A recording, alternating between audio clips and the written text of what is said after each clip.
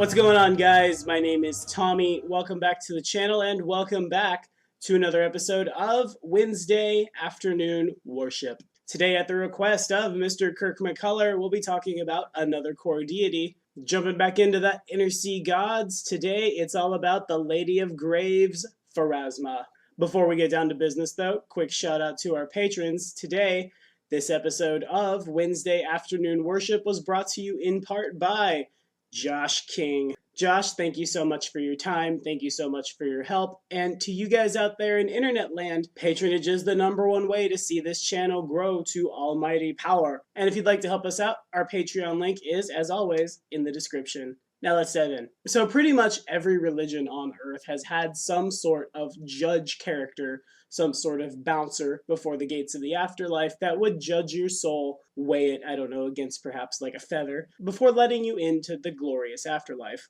St. Peter stands before the pearly gates. Charon in Greek mythology takes you across the river Styx. Of course, Charon is an entirely different entity in Pathfinder. And if you'd like to learn more about the Horsemen of Death, you can follow this card right here. But you guys get the idea. In Pathfinder's universe, Pharasma plays all those roles together in one. In Pathfinder, when you die, your soul enters the River of Souls, the River Styx, and migrates through the outer planes, a dangerous and harrowing journey in its own right, to Pharasma's boneyard in the outer sphere where the River Styx pools. When your soul finally reaches there, you are brought before Pharasma, and Pharasma, cold and uncaringly, judges you and sends you on to your proper afterlife. Pharasma is also the goddess of birth and prophecy. From the moment a creature is born, she sees what that creature's ultimate fate will be, but she reserves final judgment until that soul finally comes to stand before her. As the goddess of death and rebirth, she abhors the undead and considers them a perversion, because after all, in Pathfinder, to raise the undead, you are taking a soul from the River Styx and animating it in a body. If that soul is trapped on the material plane, it cannot reach its judgment, and therefore Pharasma can't do her job. Pharasma is counted among one of the original gods that opposed Rovagog. She also played a part, albeit a minor one, of the Thessalonian pantheon, acting as the goddess of death. Pharasma normally sees all, knows where everyone will go in the afterlife. However, the death of Eridan, the first of the ascended gods at the end of the Age of Enthronement, was extremely unexpected. His death was not prophesized, and once he died, most of the other prophecies in the world started to go awry as well. Many of Pharasma's worshippers have lost their faith or have gone mad as a result, but those who remain are finding that Pharasma's hold over prophecy is becoming less important, while her domain over death, birth, and fate are growing stronger. It's a time of change for Pharasma and her faith. Some legends say that Pharasma knew the death of Eridan was approaching, but chose not to tell her followers for reasons unknown. Pharasma is most often depicted as an ashen-skinned Garundi woman with white eyes. She wears a dark, hooded, robe-like dress and holds an hourglass filled with red sand. She is sometimes depicted as a mad prophet, a reaper of the dead, or a midwife, depending on her current role.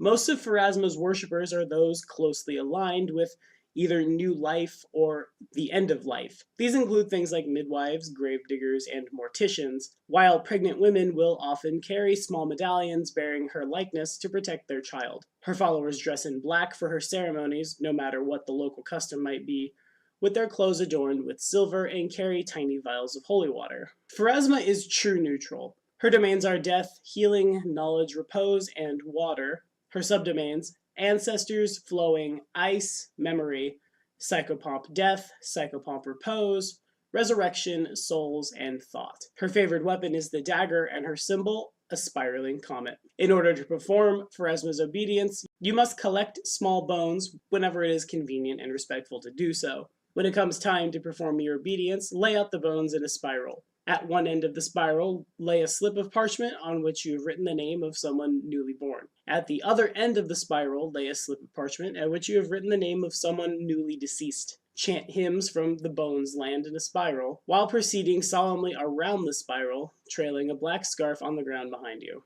In return, you gain a +2 profane or sacred bonus on attack rolls made with daggers. The type of bonus depends on your alignment. If you are neither good nor evil, you must choose either sacred or profane the first time, and it can't be changed. However, today I think I've learned that all rogues, no matter what, worship Pharasma because that's a +2 to hit with their iconic weapon, and that's super strong even before we talk about their boons. Just tagging up on the obedience is more than enough. But speaking of those boons, let's touch on them real quick. Pharasma's Evangelist boons will allow us to cast Sanctuary thrice a day, Gentle Repose twice a day, or Speak with Dead once a day. At 16th level as a standard action, you can ensure the final rest of a creature. As a standard action, you can touch a corpse and cause it to dissolve into black ash. A corpse dissolved this way cannot be raised as an undead creature by any means short of a miracle or wish spell. The black ash left behind can, however, be used as the corpse for spells that return the dead to true life, such as Raise Dead, as long as the entire collection of ash is kept together. At 20th level, you gain the Extra Revelation feat, choosing a revelation from either your chosen mystery or the Bones mystery, this of course being for oracles. If you don't have the Revelation class feature, you instead gain a +4 Sacred or Profane bonus on saving throws against necromancy spells and death effects. Not bad, not the worst thing I've ever read, but not really the best either, unless the big bad in your given campaign happens to be a necromancer, then yeah, you're doing great. Exalted Brooms will allow us to cast Forced Quiet thrice a day, Silence twice a day, or Hold Person once a day. At 16th level, as a free action, you can grant the Ghost Touch weapon special ability to a weapon that you hold. If that weapon is not magical, it is considered magical while under the effect of this ability.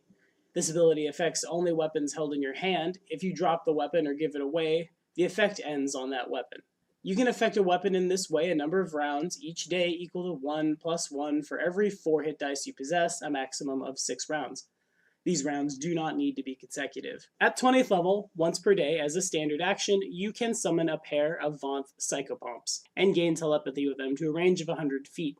They follow your commands perfectly for 1 minute for every hit die you possess before vanishing back to their home in the Boneyard. They do not follow commands that would cause them to aid or permit the existence of undead, and they could attack you if the commands you give them are particularly egregious. Sentinel Boons grant us Hide from Undead thrice a day, Defending Bone twice a day, or Halt Undead once a day. At 16th level, 3 times per day, you can channel Disruptive Energy through your weapon against an undead creature. You must declare your use of this ability before you roll your attack, and if your attack hits an undead creature, you deal an extra 1d6 points of damage, plus 1d6 points of damage for every 4 hit dice you possess, a maximum of 6d6. If your attack misses, or your target was not undead, the use of the ability is wasted. At 20th level, you cling ferociously to life. It is your will that you go to Pharasma's realm when she calls you, and no sooner. Once a day, you can send yourself into a determined state that lasts for 1 minute. While in this determined state, you can fall to a number of negative hit points equal to 10 plus your con score before you die.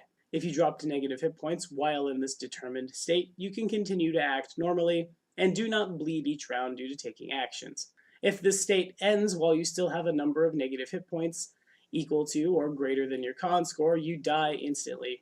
If your determined state ends while you still have negative hit points, but that number is not equal to or greater than your con score, you fall unconscious and gain the dying condition as normal. Not the worst thing in the world. Again, it's really strong if you're fighting a necromancer because you'll get a pseudo sneak attack against his minions and maybe even him. And at 20th level, you get what is essentially a strictly better ferocity, which is really powerful. Ferocity is secretly one of the most powerful universal monster rules in Pathfinder. So I think if I had to take one of these, I would go the Sentinel route. But again, only if I'm fighting against a bunch of undead in a given campaign.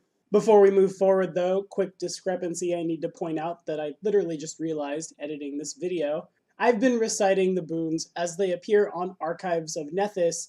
In Inner Sea Gods, Pharasma's Evangelist and Exalted Boons appear opposite. That is to say, it is the Exalted Boon that gives you extra revelation and the Evangelist Boon that lets you summon the outsiders. I'm not sure if this has been eroded or not. Just figured I'd touch on it before somebody opened their Inner Sea Gods and called me on it. Now let's continue.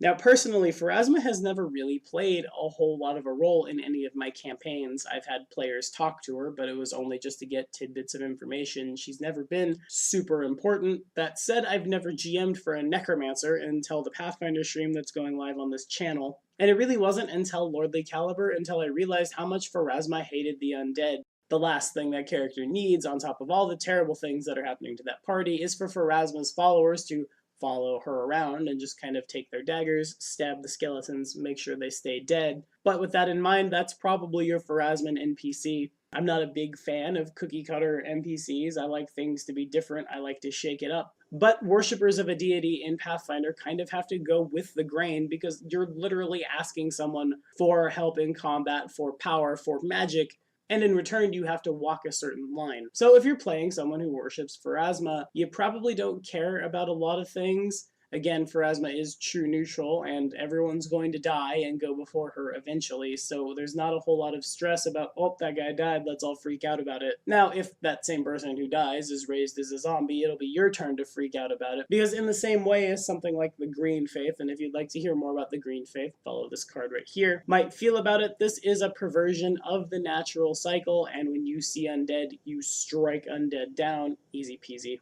Pharasman priests probably play a role everywhere in your world as NPCs, but the players might not ever see them, again, unless they become necromancers, or on the other side of that, if your players decide they want to create new life with inter-party romances. Other than that, again, just care about nothing except the cycle continuing and the slaughter of undead.